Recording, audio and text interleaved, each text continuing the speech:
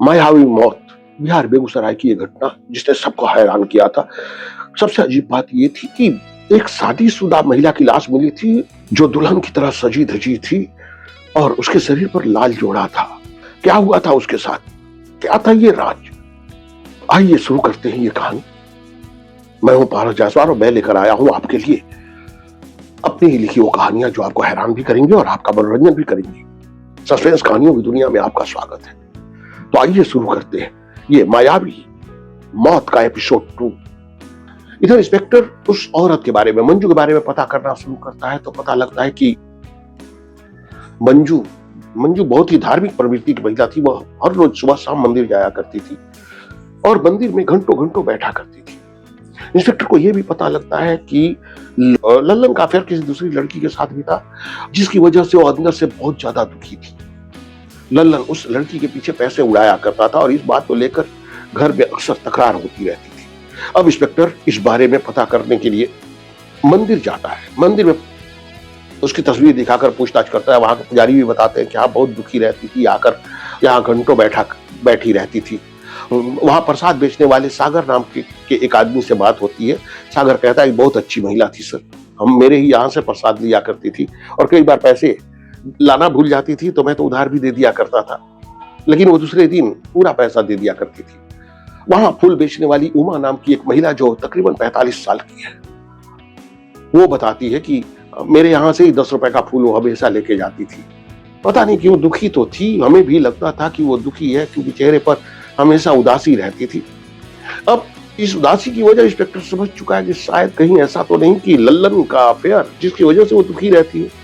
अब जिस लड़की के साथ लल्लन का अफेयर है उस लड़की से मिलने पहुंचता है। बेगूसराय के खास एरिया में रहती है वो लड़की, उससे मिलने इंस्पेक्टर पहुंचता है और वो लड़की रफ टफ है, उसका कोई अफेयर नहीं है, वो सिर्फ पैसे निकालने का काम करती है।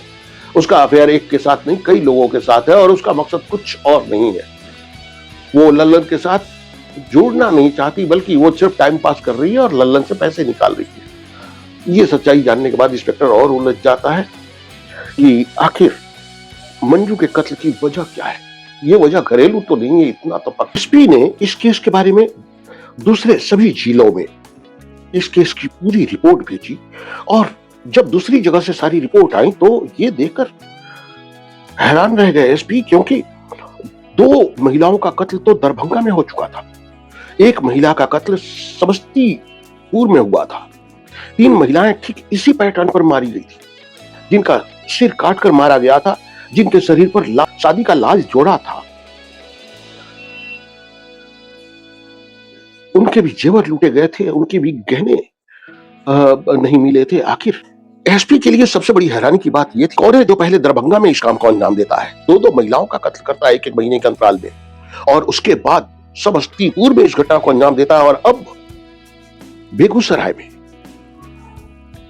कातिल जो भी है उसका कनेक्शन तीनों शहरों से बना हुआ है, कोई ना कोई कनेक्शन तो है। वो इंस्पेक्टर को बुलाकर बात करते हैं, अपने दूसरे थाने के सारे ऑफिसर्स को बुलाकर बाकायदा कॉन्फ्रेंस करते हैं कि हमें किसी तरह इस केस को क्रैक करना होगा। मामला ठंडा पड़ जाता है, पुराना पड़ जाता है और लोग भूलने लगते हैं, लेकिन हमें भूलना नहीं है, किसी भी तरह इस मामले को क्रैक करना है। अब यह फैसला होता है कि सबसे पहले दरभंगा और समस्तीपुर में जो हत्याएं हुई हैं वहां पुलिस को क्या कुछ मिला है पूरी फाइल मंगाई जाए। एसपी पूरी फाइल मंगाने के लिए वहां के ऑफिसर्स के साथ बातचीत करते हैं। फाइल आने में कुछ वक्त है और 15-20 दिन गुजर जाते हैं। इसी बीच मंदिर में भी पुलिस वाले जाके बार बार लोगों से पूछने की कोशिश करते हैं, किसी तरह से कहीं से कोई क्लू मिले। पुलिस वाले इस बात पर ध्यान नहीं देते कि उस मंदिर में फूल बेचने वाली उमा अब नदारद गायब है और अब वो उमा वहां से 3 किलोमीटर दूर एक और मंदिर के सामने फूल बेच रही। अब कई दिनों से उसने एक दूसरे मंदिर को अपना ठिकाना बनाया हुआ था। वह टोकरे में फूल लेकर आती और मंदिर के बाहर बैठकर पत्ते के दोने में फूल सजाकर लोगों को देती थी। उसकी नजरें महिलाओं पर ही रहती थी। एक महिला जो हर रोज पूजा करने आती थी, मधु नाम था उसका, ये उसे ताड़ रही होती थी हर रोज। और आखिर एक दिन जब वो फूल लेने आई, इसने कहा कि तुम्हारे दुख का कारण मैं जान गई, तुम जितनी परेशान हो, जिस तरह दुखी हो, उसका कारण किसी को नहीं मालूम, लेकिन मुझे मालूम है, और तुम्हारा ये दुख मैं ही दूर कर सकती हूँ। वो सुनकर हैरान होती है, कहती है किसी को बताना मत। मुझ पर माता आती है और मैं माता से जो मांग लूं वो मिलता है। मैं किसी को बताती नहीं कि लोगों की भीड़ लग जाएगी, मैं संभाल नहीं पाऊंगी। लेकिन तुम्हारा दुख देखकर मुझे लगा कि मुझे माता रानी से बात करनी चाहिए, और मैंने माता रानी से कल रात बात की। तुम्हारे दुख का मुझे पता है और उसका निदान भी हो सकता है। तुम ऐसा करो, मुझे आगे जो पीपल का पेड़ है वहां पे रुकना, मैं आती हूँ, वहीं मैं तुम्हें बताऊंगी कि इसका क्या निदान हो सकता है। अब मधु ये सुनकर हैरान है, उसने तो किसी को नहीं बताया।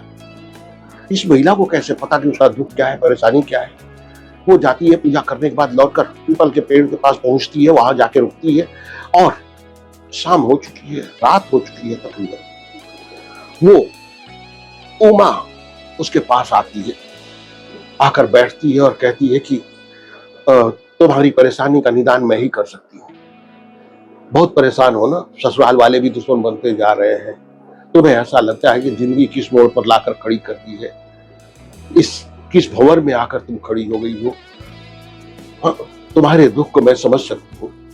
उसकी आंखों में आंसू आ जाते हैं और कहती है कि 6 साल हो गए शादी हुए और अब तक मैं मां नहीं बन सकी। बस यही वजह है कि अपने सास और अपने पति की नजरों में भी गिरती जा रही। समझ में नहीं आता क्या करूं। इलाज करवाया, ट्रीटमेंट करवाया, डॉक्टर को दिखाया, कुछ नहीं हो पाया। और अब तो मेरी सास कह रही है कि वो मेरे पति की दूसरी शादी करेगी। कुछ समझ में नहीं आता कि मैं कहाँ जाऊं, किससे मदद मांगू। और ये उमा कहती है कि माता रानी ने मुझे भेजा है ना तुम्हारी मदद के लिए, तुम्हारी मदद के लिए ही तो आई हूं मैं।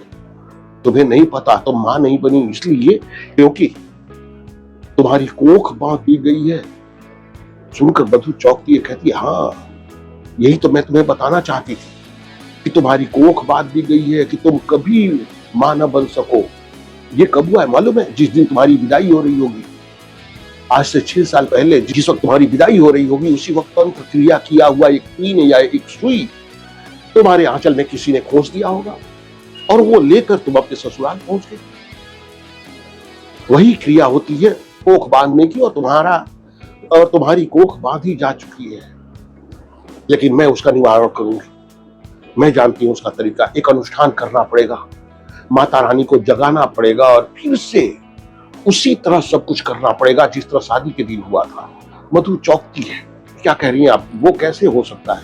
कहती है नहीं, सब कुछ नहीं करना है, तुम्हें सिर्फ उस तरह तैयार होना है जैसे तुम शादी के दिन दुल्हन बनी थी। दुल्हन की तरह सज धज कर तुम्हें तैयार होना है और वो सब कुछ पहनना है जो उस दिन तुम पहनी, जो तुम्हारे पास होगा, जैसे सोने के जेवर, चांदी के जेवर, जो लाल जोड़ा तुमने पहना था वो याद करो कि कौन से रंग का बिंदी तुमने लगाया था, हाँ, कानों में कौन सी बाली पहनी थी। वो सारे जेवर तुम्हें फिर से पहनने हैं, फिर से दुल्हन बनना है और उसी हालत में तुम्हें अनुष्ठान वाली जगह पर आना है। वहां तुम्हारा उतारा होगा और मैं तुम्हें विश्वास दिलाती हूं कि तुम्हारे कोख का बंधन हट जाएगा, फिर तुम मां बन पाओगी, पूरी जिंदगी खुशहाली से जियोगी, वो अच्छी जिंदगी होगी तुम्हारी।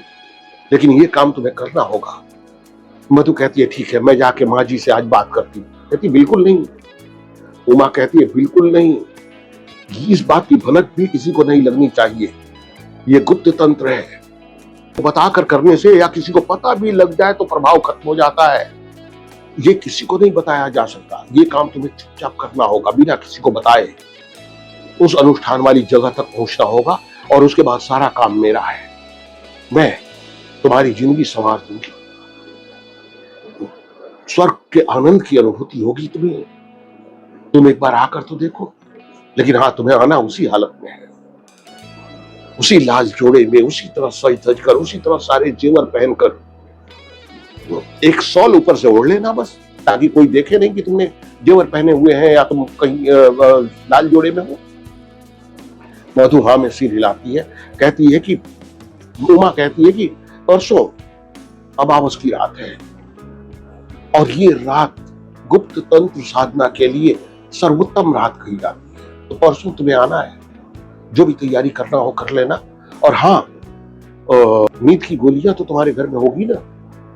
अपने सास ससुर और पति या जो भी लोग हैं, खाने में 4-5 दवाइयां गोलियां डाल देना उन लोगों के, 1-1 2-2 गोलियां डाल देना, बस आराम से सो जाएंगे वो लोग, किसी को पता नहीं लगेगा।